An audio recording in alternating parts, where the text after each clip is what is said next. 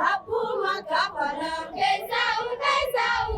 taashee adamtuudha rahmata rabbuusi yaa rabbi yaa allah suma abbamala suma abbamala rahmata rabbuusi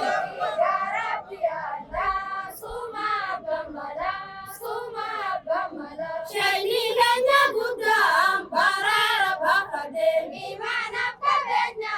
dangaasa guutate rabbi sakadate muraada guutate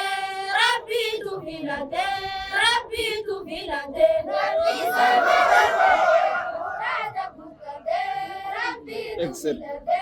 rabbi tu filate rabbi nadiifatu xiqqaa guddaa isaanii irratti abu jaalasi rahmaani yaa rabbi yaa goyta arjooma keetini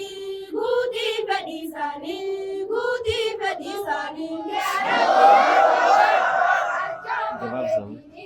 guutii fedhii isaanii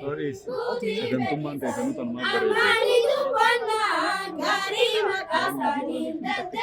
dandeettii dubbata rahmaanii halkanii fi guyyaa kayyaanni isaanii kunoo shee usmaanii kunoo shee usmaanii halkanii fi guyyaa kayyaanni isaanii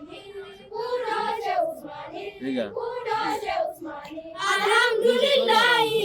yaa rabbi siin jenna kennaa nu kennite sirraa kee balanna si galateeffanna rabbi yaa mawlana furmaata kee feena furmaata kee feena si galateeffanna rabbi yaa mawlana furmaata kee feena furmaata kee feena wayyaa sheeka keenya